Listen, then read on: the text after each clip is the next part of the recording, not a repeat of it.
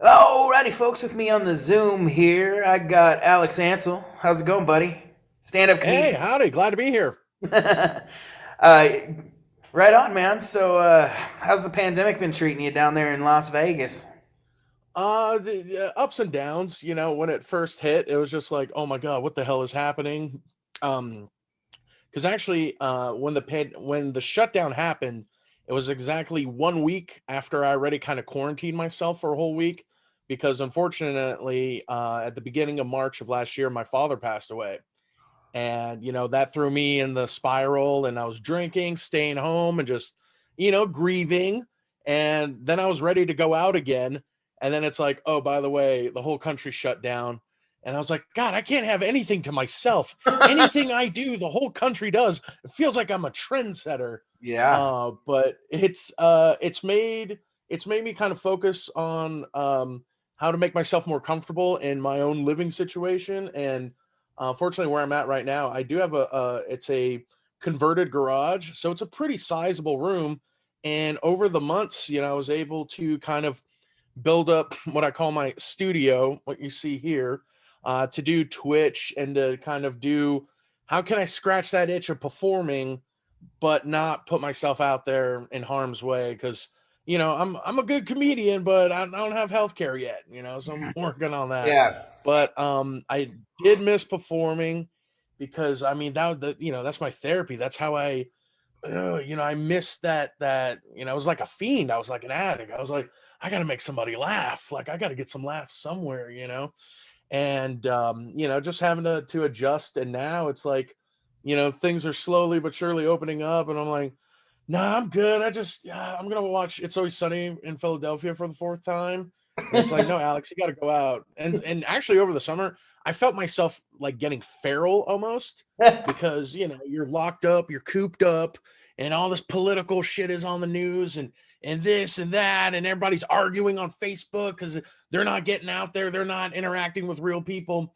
And then I kind of go out and do some things, and it's just like, oh, what happened to you, Kool-Aid? What's wrong, Alex? And I'm like, sorry, just I haven't been around with people in a while. But I've also been one of the fortunate and lucky ones to been able to get some like government assistance, with some unemployment. But there were some ups and downs where I wasn't getting it, and then I had to do some belt tightening. And then but yeah, overall it's been a challenge, a learning experience, and it's kind of focused or it's helped me focus on um boning up my weaknesses, as far as like making more content, and then kind of how can I still reach my fans without physically being there. So Mhm. just a lot of like readjusting and kind of shifting gears a little bit. So Didn't yeah, you that's have probably the best way I residency can put at a it. place for a minute there? What's that? Didn't you have residency at a club there for a minute? I did. I actually, in 2018, I had my own show at Treasure Island. It was called what was it called? Damn it, I have to look at the ticket. Losing weight. I think it was called that. Yeah. I don't know. I got to look it up. But anyway, it was like a one man show. It was me and a pair of dancers, and crap. I can't think of the name. Why can't I think of the name? I did the show. Anyway, the show only lasted like 3 weeks, and they had me do like some singing and a little bit of dancing. And I would do like 40 minutes of material. Then the girls would come up and do a dance. I would do a wardrobe change, and then get back on stage for like another 30 to 40 minutes. And then we'd have like a big closing number, and it was definitely out of my comfort zone. It was definitely one of those things of like, hey, this is why you're in Vegas.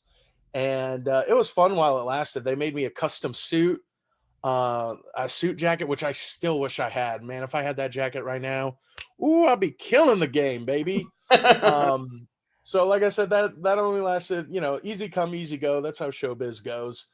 And it was, like I said, it was fun while it lasted. And it felt pretty good of like, I got my own show on the Vegas Strip. And here's where comedy and just life of a performer and things always go, circular. Is when I first started comedy in South Texas, I could only do open mics during the week. So those aren't the ones at the comedy club. So I would have to do open mics at Mexican restaurants. and at certain bars. And then where I ended up having my Vegas show was in the second level of Treasure Island at the Senior Frogs Mexican restaurant. We And came it's just full like, circle.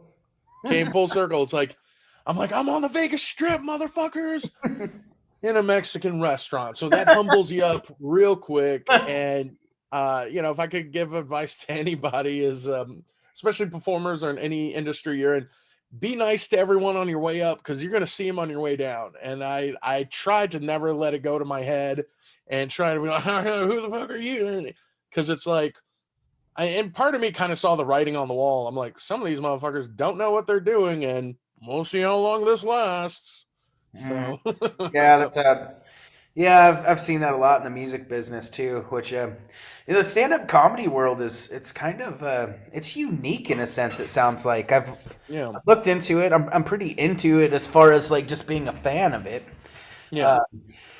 So, but they really like you to pay fucking dues in that world, don't they? Yeah, there's a lot of overlap, and we've had the chance to do shows together, and I'm sure you saw some of the overlap between your experience in performing music and places, and then also with pro wrestlers and independent wrestlers.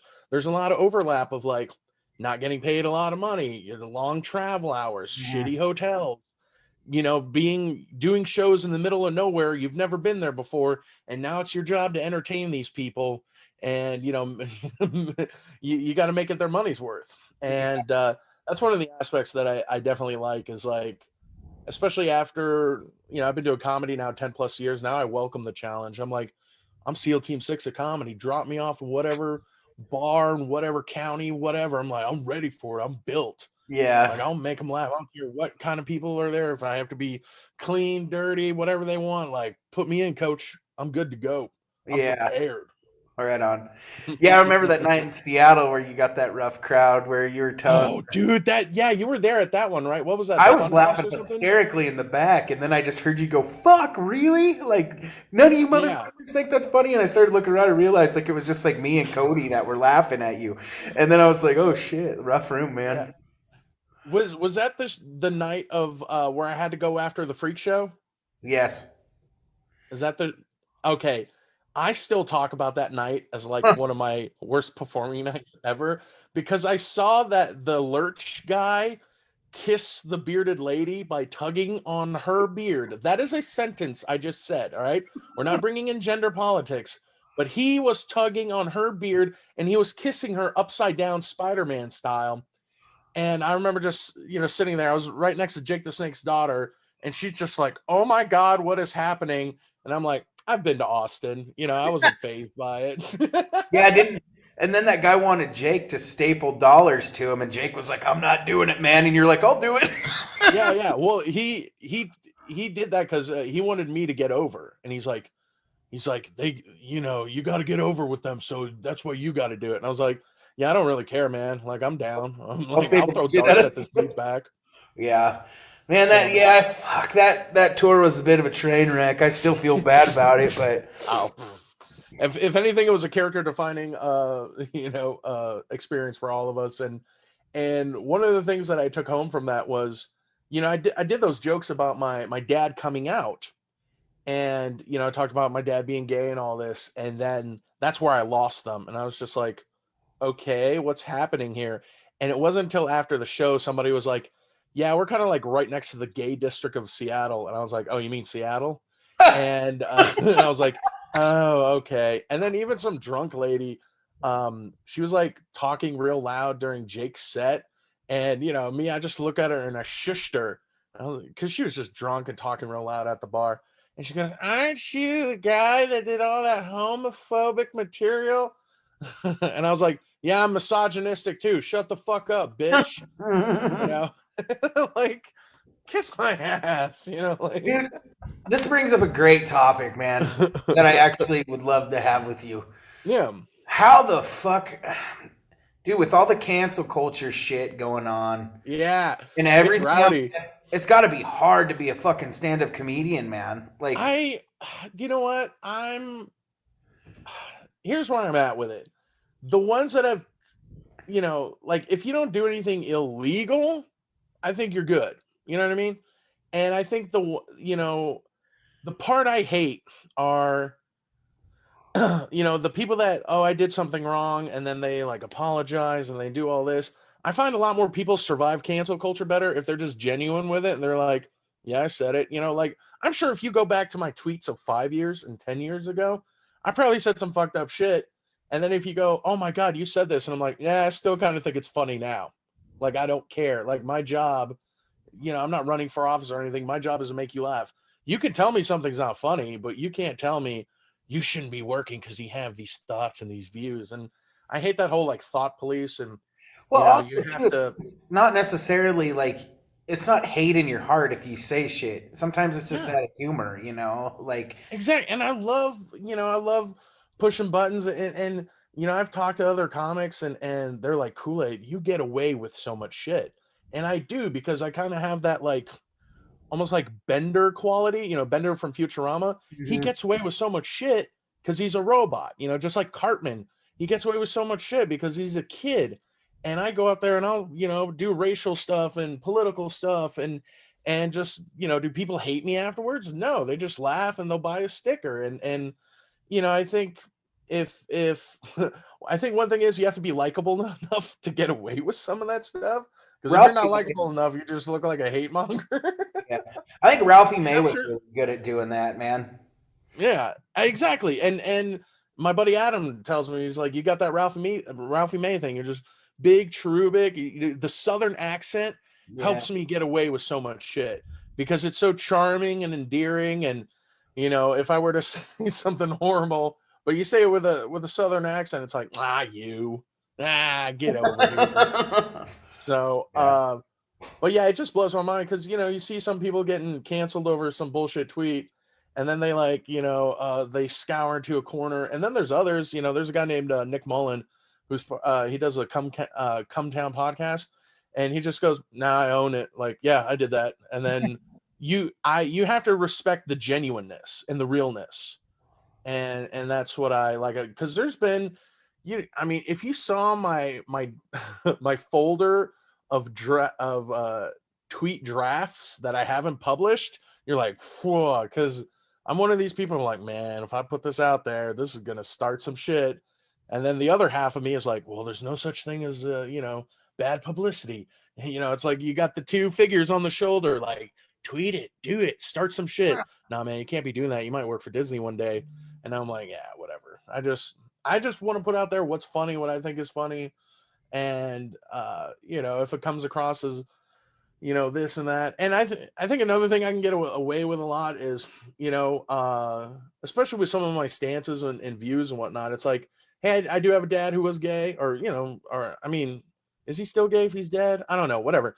But I had a dad who came out. My mom's an immigrant, so I'm not coming from this like outside. I've struggled and been shit on all most of my life, and been on the outside with being this size, and I was never part of the in crowd. So like I'm identify and I empathize with all types of struggle, and mine is never from like, well, I mean, it's always like, it kind of sucks, but hey, look at this other side, Yeah. so Anybody who does any kind of art really struggles with that too. I mean, regardless of your size, your color, you know. yeah, So, because it's like, is this good enough, is this good enough, is this good enough? hmm Absolutely, yeah. um, uh, so like back on stand-up comedy. So you say you've been doing it for about 10 years, right? 10 years professionally, about 11. It'll be 11 in September professionally. But then all around, probably like 13 since I did my first open mic. And Oh, then really? I honestly, I kind of screwed around the first 2 years. I would go to open mics here and there, take, take a couple of weeks off, go to another an open mic. And then when I started like taking it seriously, then, you know, whatever effort you put in, that's what you get out. And when I really started, okay, let's go hit 3, 4, 5 mics a week.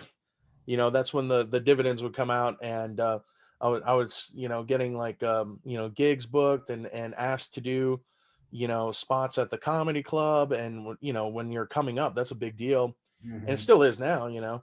Uh, so again, the effort you put in is what you're going to get out, and when I started taking it seriously, so did they. and ended up winning my first comedy competition at my home club in San Antonio. They gave me a big ass trophy and a $500 check. And that night, my dad and his husband were there. And my dad, before I won, he goes, "So how long are you going to give this comedy thing, a try?" And I just, because I've been known to kind of like, I just as a person, I'm very like, I always have great ideas, and I could plan them all out, but it's like executing them. So I'm like, man, I'd be like a Steve Jobs type person where I'm just like, I have this idea. All right, now you do it. I have this idea. Now you do it. But I'm not there yet. But that night I told him, I was like, I don't know, Dad, I love it. Like I love making people laugh, being on stage, sharing your thoughts, and then getting that reaction is like the ultimate rush. And then when it gets louder and louder, and the laughter and the clapping goes longer and longer, and it's just I mean, that feeling, I mean, you can identify your performer when you got them in the palm of your hand. Yeah. There's literally no better feeling, and I've tried to recreate that feeling with other things. I think too, man, like with stand-up comedy, it's hard to even compare it to music, man, because like watching you and Jake do your thing, it's like you have to demand the people's attention. With music, you can get louder than them. And you can with comedy, but it's harder without the guitar, the drums, everything with it. So you got to use your Yeah. words. You have to use and fuck, man. I can't imagine getting like a bad crowd where people are heckling you trying to stay up there and do that. I mean, you seem like you're built for that shit though, because yeah, I've seen a few things. Like you're pretty quick, um, but Have yeah, to be. so it's different. It's a totally different beast, man, and it's always been a world that fascinated me. Yeah. But yeah, I respect the hell out of that kind of art and that kind of performance because it's so special.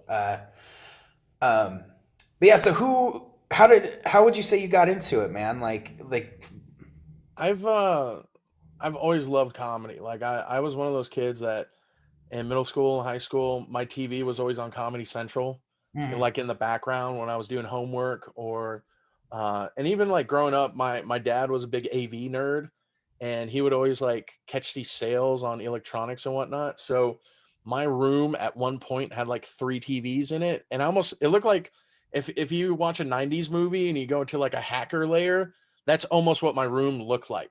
So I would have one TV on Comedy Central, one TV would be on something else, and another TV I'm playing a N64 wrestling game on. Like you're running a gambling racketeer or something. Yeah, yeah, yeah, everything but the smoke. And I would just have electron. It's probably why I'm infertile, because I've always just had a shit ton of electronics and speakers and computers and shit always around me. So I'm pretty sure one day my tumors are gonna have tumors. Uh, but so and I was always a big kid, and I would use my humor to kind of like deflect and or to make fun of myself before somebody else could, and just to make people laugh, just to get that approval from them.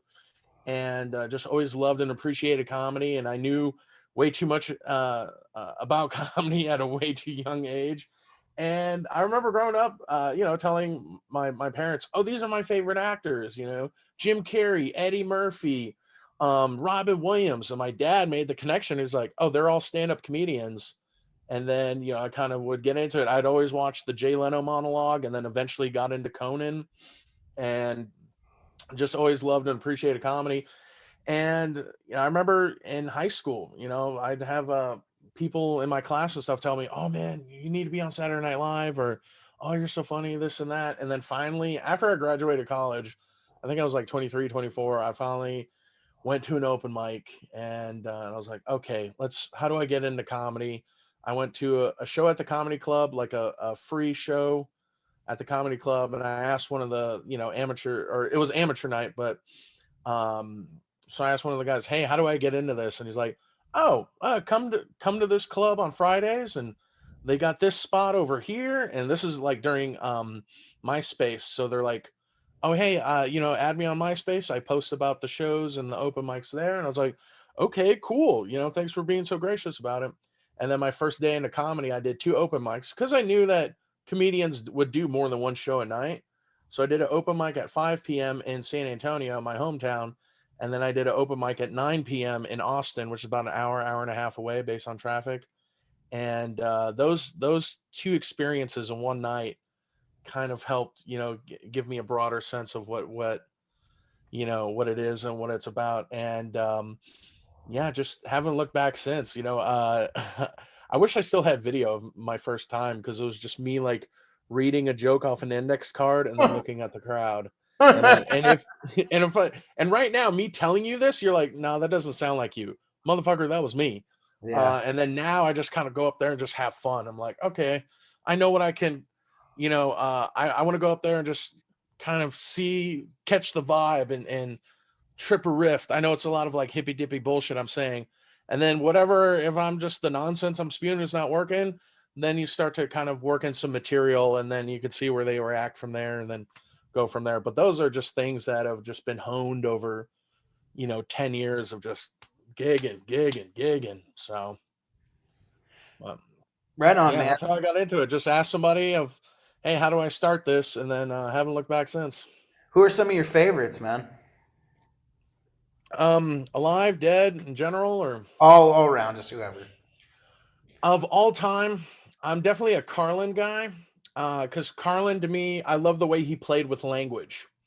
That always fascinated me. As somebody, my first language was German, and then I learned English. So, and learned some Spanish here, and some other things. So, like, I've always had this fondness and this appreciation of language, and of language uses and synonym. Like, kind of being a language nerd, and of seeing he kind of played with words like they were Legos. And then, later on, getting into some of his like political stuff and whatnot. And of course, I love the way Richard Pryor would do characters and voices, and just connect on such a deep and personal level with everybody. It didn't matter if they looked like him or they didn't. The way he could connect with an audience is just amazing. I mean, of course, right now Chappelle is killing it. I'm a huge Tom Segura fan. Tom Bill Skerritt. Burr, fantastic. Kyle Dunnigan is one of my favorites. There's kind of like an old road dog who he doesn't get enough credit, because I don't think he wants to. I'm sure he wants to be famous, but it's like, I don't think he cares about being famous. And if you ever get a chance and you're out east, because he's based out of Louisiana, there's a guy named the Raging Cajun, John Morgan. That dude, watching him has just taught me so much about comedy. Tom Rhodes is amazing. I learned a lot working with him. God, who else? Who else? I'm a big fan of Shane Gillis, the guy who was hired on SNL, then he got unhired. Love his stuff, and then all the guys like on Legion of Skanks, that podcast, and like Dan Soder and Big J Okerson, from the Bonfire. Those are definitely some of my favorites to watch. And if any of those guys kind of like perform in the area, I'm like, yeah, I got to go to that show. I got to go check that out. So for sure. How you like that Pete Davidson guy? He's kind of new out there doing stuff. Yeah, here and there. Like, it just, some of the stuff is not my cup of tea. I watch some of his stuff and I'm like, okay, just not to like, speak ill of him, and he's Yeah, having a great career and he's doing great things.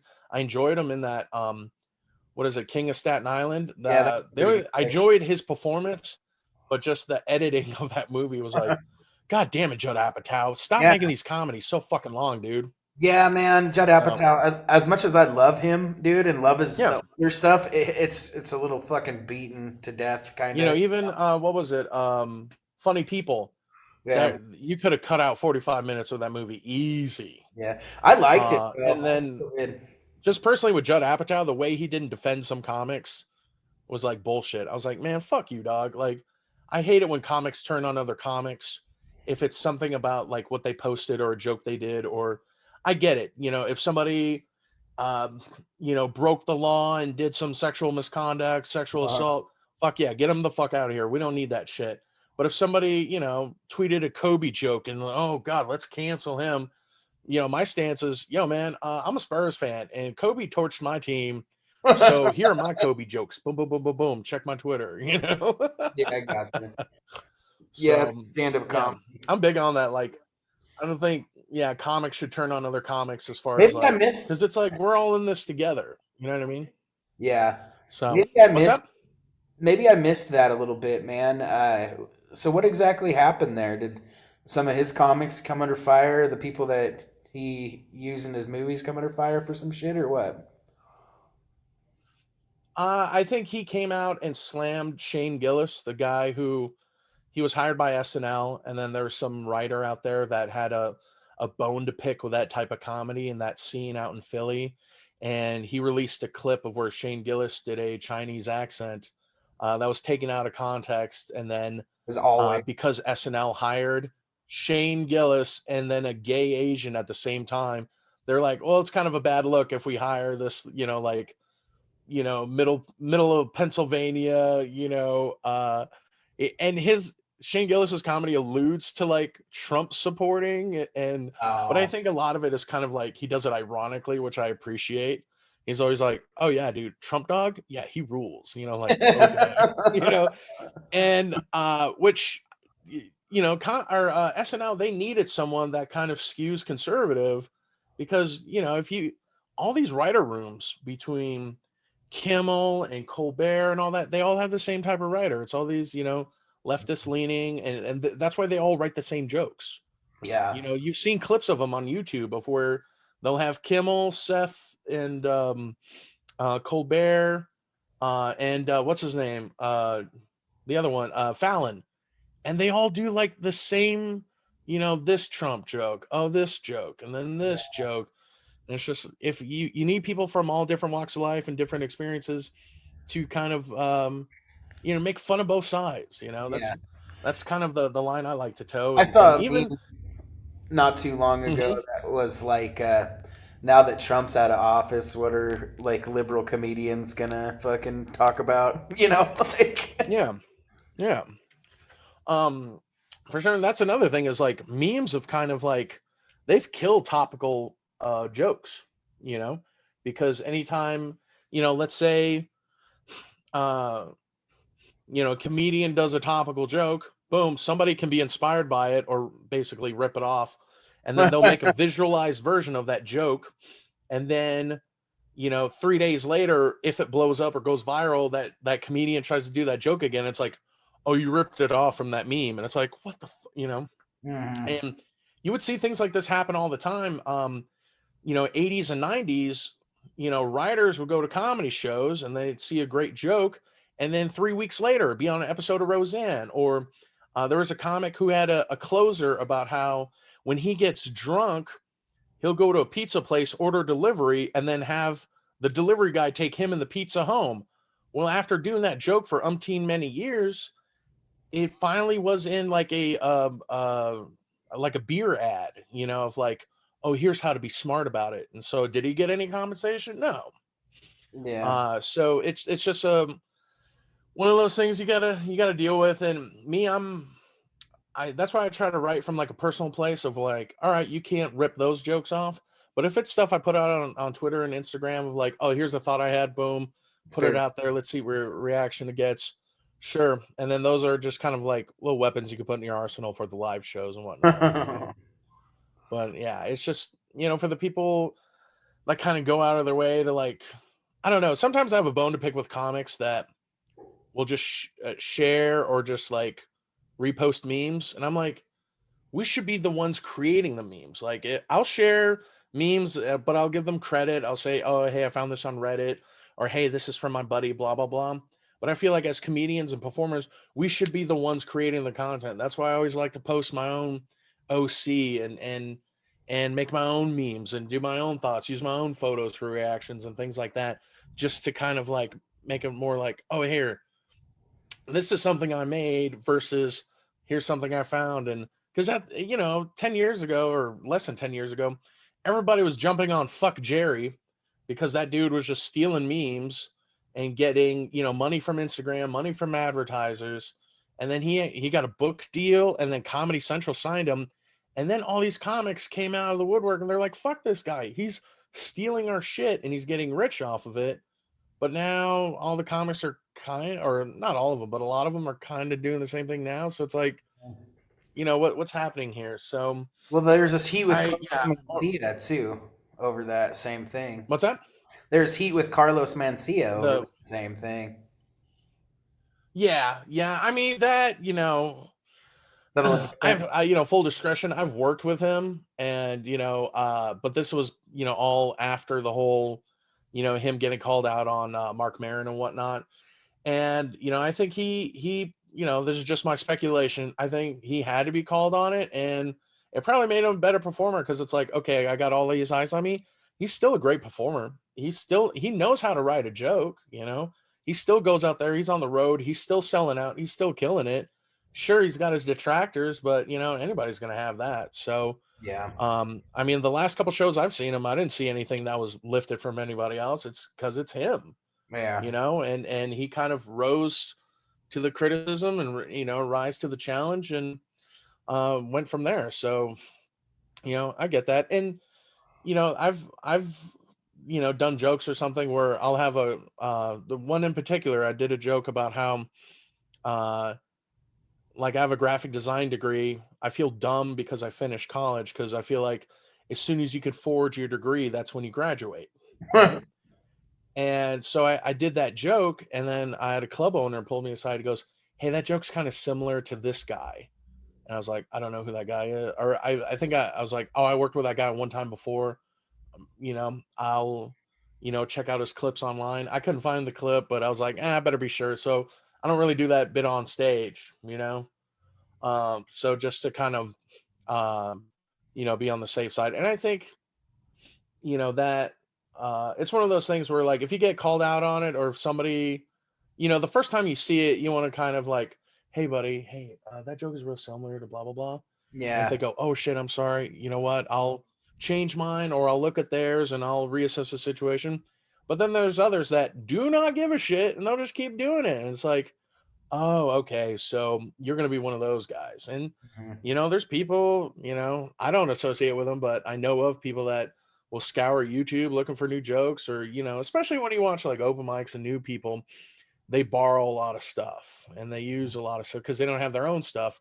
And they'll go up there and they'll do like Eddie Griffin material.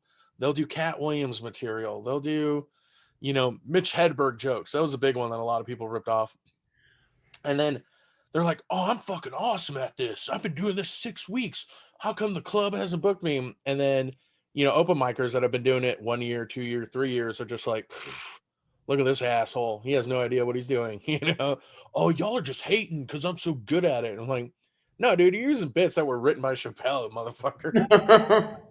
It's like, if somebody goes sees Dog Bite Harris, and then all they hear is cover songs, and it's like, what's going on? And then you go, "Oh, these are my originals," and it's like, all Mhm. right, buddy, okay, I you gotcha. know. Yeah, So, I understand. eh, you know, you just gotta.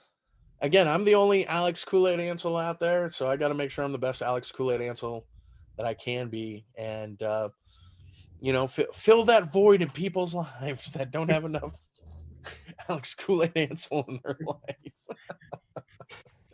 So for sure.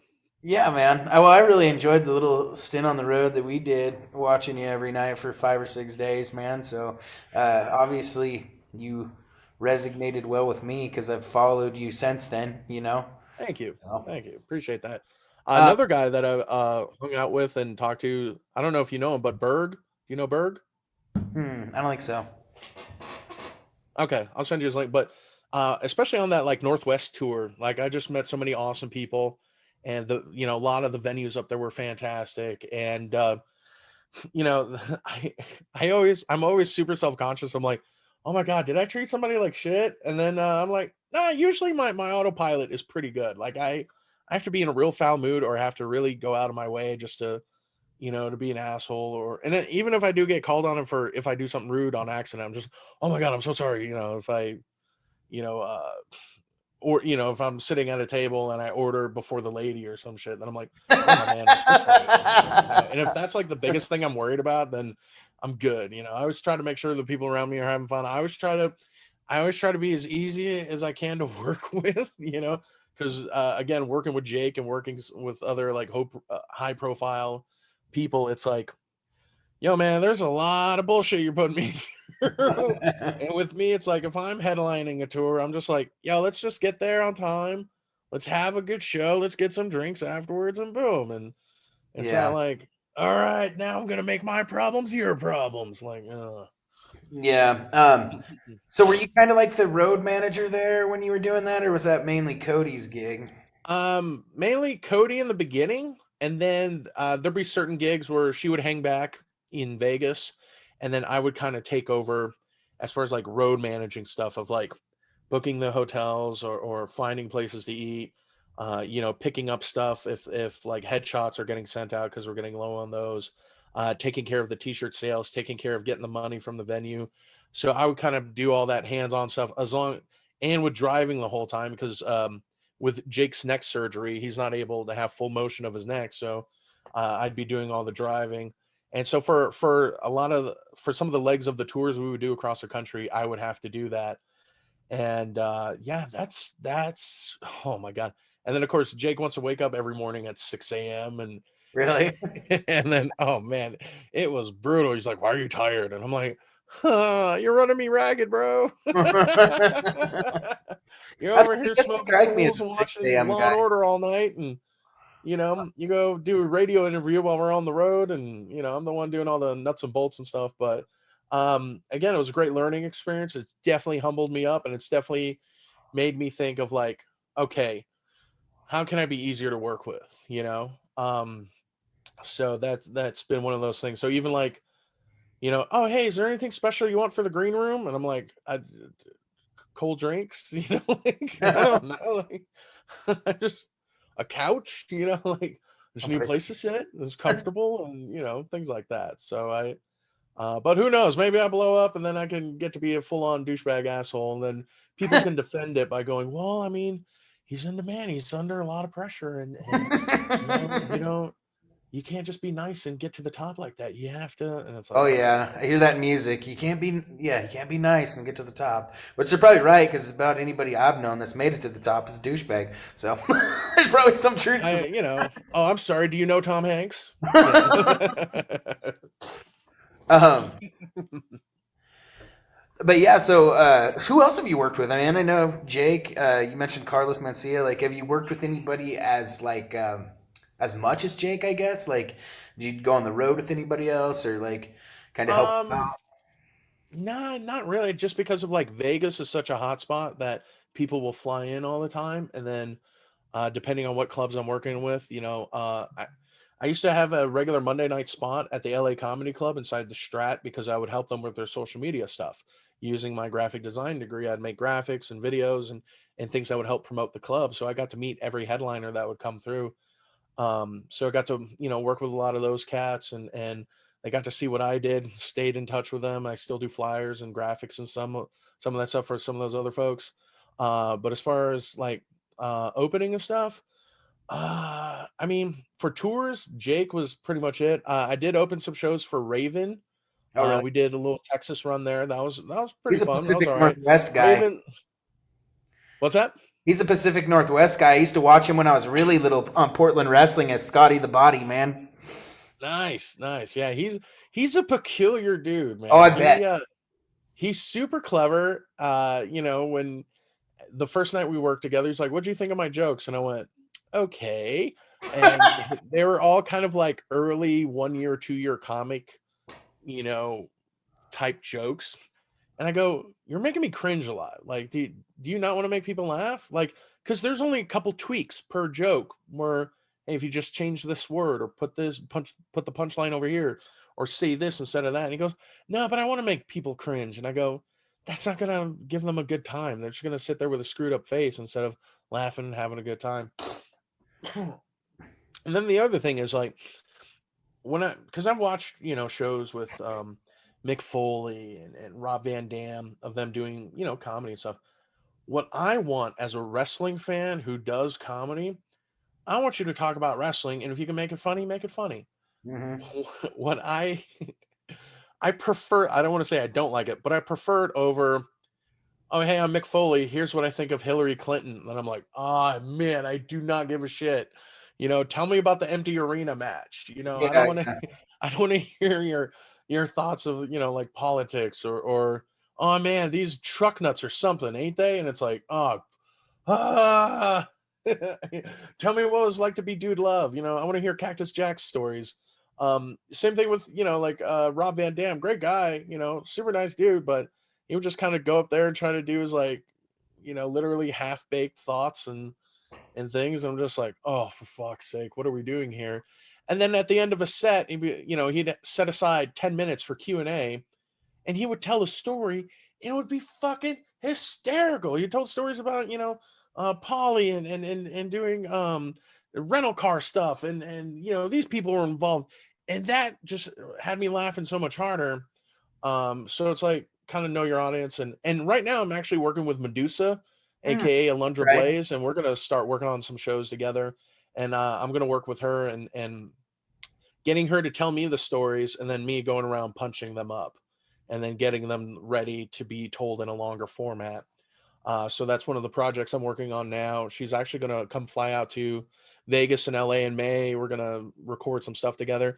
We co-host, well, I'm her co-host for a podcast called Deuces Wild Happy Hour, and it's on the adfreeshows.com network. And they're the network that has podcasts with good old JR, Oh Tony yeah, yeah. Schiavone, Okay. Eric Bischoff, Arn Anderson. So part of that whole network is also Medusa's Happy Hour or Deuce's Happy Hour with me, the co-host, Alex Ansel. Nice. So we do that every other Sunday. The next episode will be on the 21st. And we've been able to build up a rapport and kind of get to know each other better and kind of bounce ideas off, and kind of like um excuse me, ooh, I'm all gassy, of kind of putting us out there like a performance duo. And then eventually we're going to hit the road where I'm going to open, and then she'll headline, and then we'll do like a Q&A thing where it's the both of us at the end of the show. That's one of the projects that I'm working on currently, and having fun. Sometimes I'll jump on her Twitch stream and make her fans laugh, and then try to make them Kool-Aid fans too, and bring them over to my stream. So Nice. How did you yeah, get hooked up with her, man? through Jake's daughter, Cody. All right. Cody has been booking. She started her own like booking agency called Lasting Legacy Talent, and so she books all kinds of people now. So she books Hacksaw Jim Duggan, Brian Knobs from the Nasty Boys. She's booking stuff for Mick Foley, bunch. I mean, just countless wrestlers. Stuff for Vicky Guerrero and countless others that I'm just, whenever I hear a new name, I'm like, damn, you got them? Or who? I think I remember that. Yeah. Because as big of a wrestling fan I am, I only got into wrestling like 98, 99.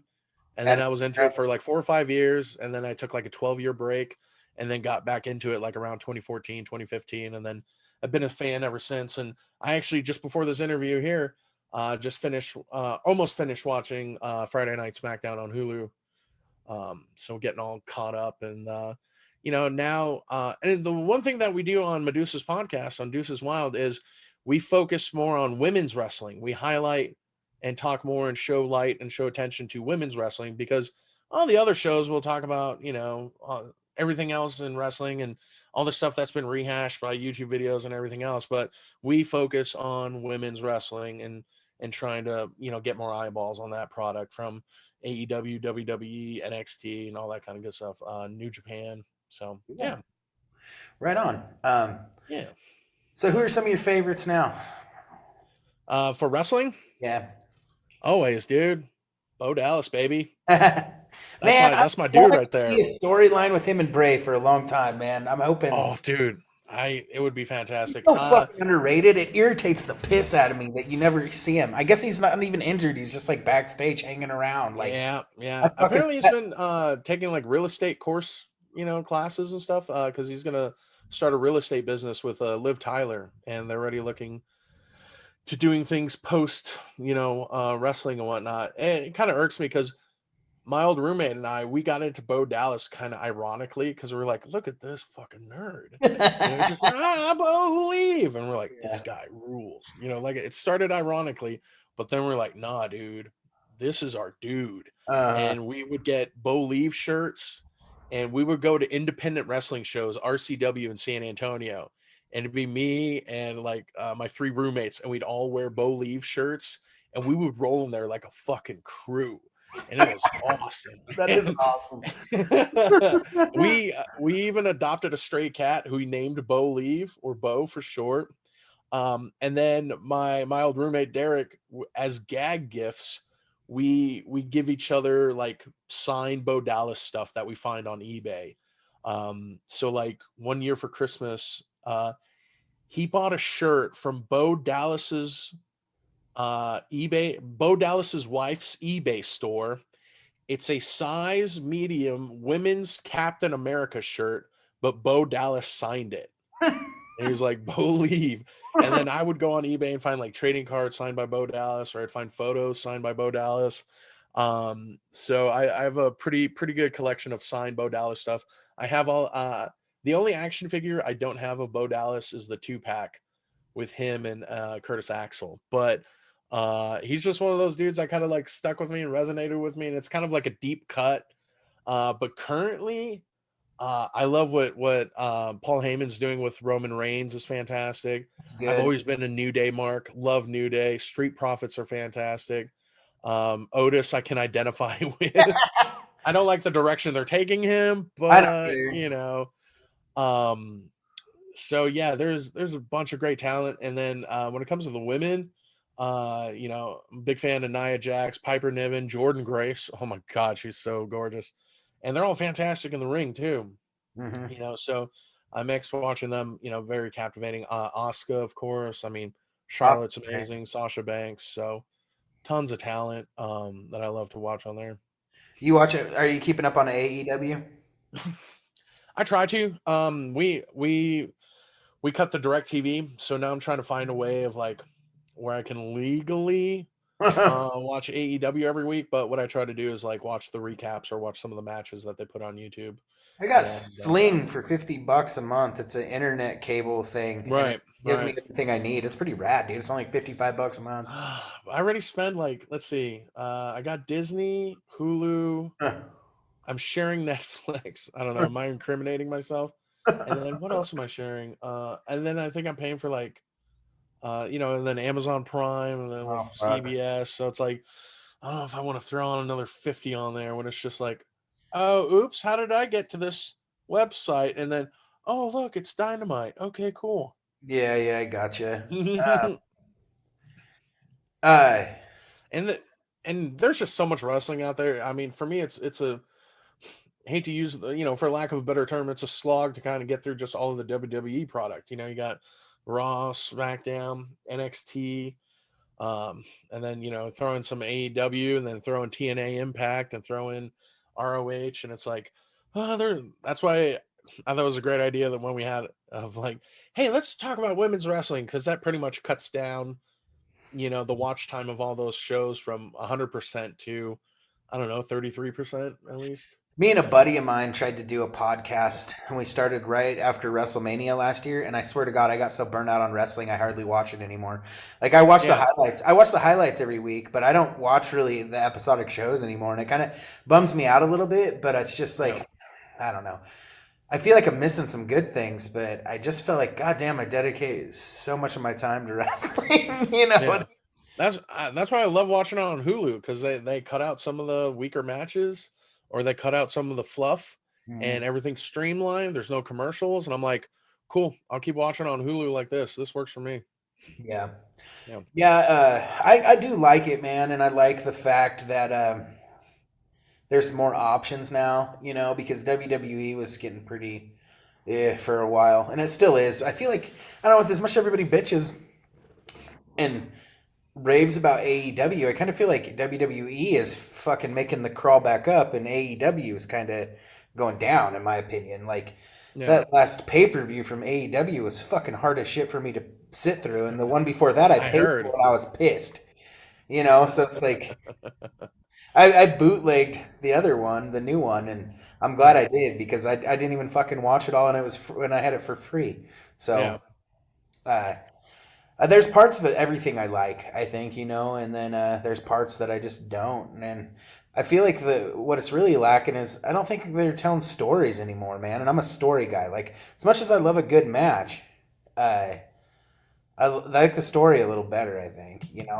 and I nobody's mean, telling fucking good stories anymore. You know. yeah, that's what I appreciate, about the NXT product, especially before it went on, and it was 2 hours on USA. But It's picking it was back up just, though.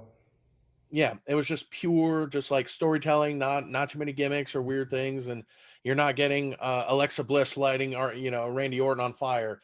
You're not getting that on NXT. It was just good, pure, awesome, athletic, in-ring storytelling, and I really appreciated that.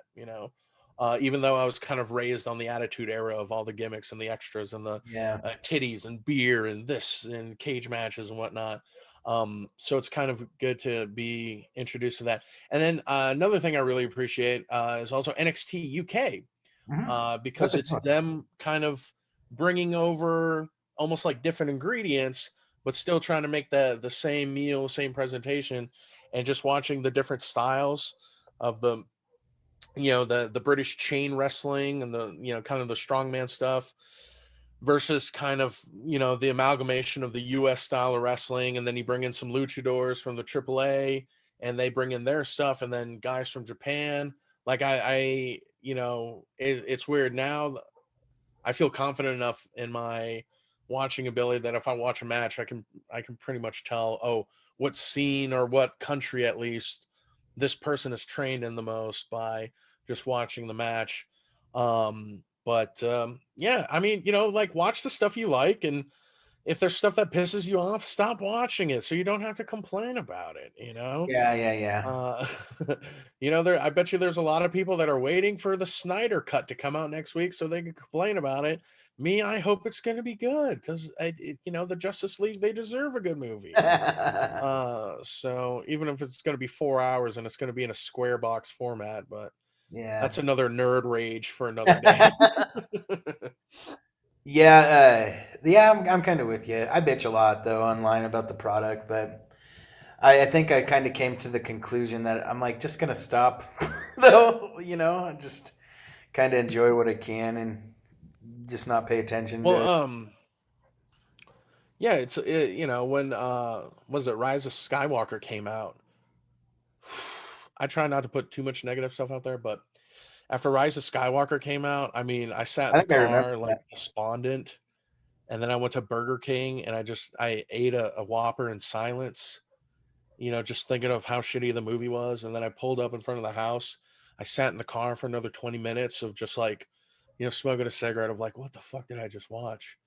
And then I came inside, recorded a video, and I never go out of my way to be like, "Rah!" but it was terrible. I had to put my thoughts out there, and it was just absolute steaming pile of dog shit. And I still stand by it of how terrible the I can't even talk about it. I'm gonna throw up. Uh, but but now they've made the turnaround. Mandalorian, both seasons were fantastic. I was really impressed with WandaVision too, WandaVision is because good, when I man. was yeah, I at first it started off for me. It did start off a little rocky. I was like, "What the fuck is Yeah, this?" totally. I was kind of like, what the fuck's going on? And I was wondering if it was gonna stay that way. I was like, is this gonna be some just weird superhero black and white 50s thing? And then yeah, it picked up though. It's good. I haven't finished it yet though, but Yeah, it's good. It's good yeah. for sure, and just made me more excited for Falcon and Winter Soldier. And then my favorite MCU character is Loki, so I'm stoked for that Loki show coming out over the summer for sure. Cool, man. Um, Hell yeah. well, shit, man. I think we had a pretty good interview, man. I think coming up on about Hell yeah. 45 minutes. So, or actually, I think we're probably coming Right up on. close to an hour. But yeah. Do So, some plugs. huh? Yep. Should I do some plugs? Yeah. Yeah. That's what All I was. right. Hey guys, I'm Alex Kool-Aid Ansel, and you can check me out online. Everything is at alexansel.com. And if you feel like it, join me for my Twitch stream, twitch.tv/Y2Kool-Aid. I play video games on there, do a lot of just chatting. It's a lot of nerd stuff. I talk wrestling and video games, comic books, movies, Ninja Turtles, of course, anything Texas related. Sometimes I drink on there and have a good time. I do themed stuff where I have a show called Domestic Violence, where I play fighting games, and then I want to do a show called Drag Racing, where I'm gonna have a lady put makeup on me, and then we're gonna play racing games. Oh my God, that's gonna be I don't have Twitch, but I might have to fucking get it and start figuring it Yeah. out. If I Yeah, one of the things I do on Twitch is I'll play a video game, and then if people tip me $20, I'll eat a raw jalapeno. And then it's funny to watch me like deal with, eating a raw pepper, and I'm like fighting a Kuma, and I'm like, yeah. So I'm fighting two things at once. And so that's a lot of fun doing that. And then I'm gonna look into doing some like exercise games too, because we could all benefit from physical activity. So there's a yeah. boxing game I got, and it'd be cool to have people like cheer me on while I'm like punching the air and watching my arm flaps go around. So, but yeah, that's a big thing. Catch me on Twitch. Everything on my social media is Y2 Kool-Aid, letter Y, number 2, KOOLAID. If you come to Vegas, come look me up, or just stay in touch with me on all the social medias. And if I come out to a place near you, you can see me before they cancel me. So Hashtag cancel Kool-Aid. there you go. Cancel Ansel. Oh, that's even better. Yeah. Thanks for coming on, man. Well, I got a show.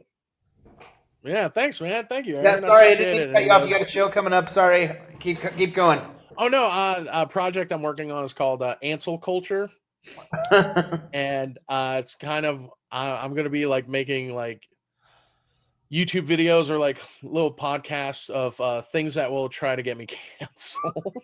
Are you really gonna do that, or are you just fucking Yeah, around? absolutely. The first episode, I'm gonna talk about how Baby Yoda is retarded, Oh my god. and then dive into that, and then be like, "What?" I go, "He's retarded. Like we love him, but he's special." So I ranted and raved about it one Friday night on Twitch. I was drunk as shit. And then I was like, oh, that's pretty good. I bet you I could make a whole video out of that. Let's do it, Then I want to do another video where it's going to look like blackface, but my whole defending it is like, no, I'm Venom, Oh And shit. then I'll talk about other We'll see. I don't know. But just trying to think of like, oh, what could get me canceled this week, and then just go out there, film that, record it, edit it, and then throw it up there, and then hopefully people will be so sick of cancel culture that it won't mean anything anymore. I think God gave you a gift when He gave you that last name, man. Because that's about fucking perfect. I think it'll be, yeah. Well, so far, the only thing I have for Ansel Culture is there's a Twitter account named Ansel Culture, so check it out. All right. Hell yeah. Is there anything else you want to add before we click off here? No, support live comedy. Retweet stuff and like and share stuff, and just be a good person. Look at the better things in life, and love Take yourself your and love prayers others. and take your vitamins. There you go. Hell yeah, go Spurs go. Selena will live forever, and and turtle power. Thanks a lot for coming on, buddy. I appreciate it. Absolutely, anytime, sir. Later, Alex. Bye-bye.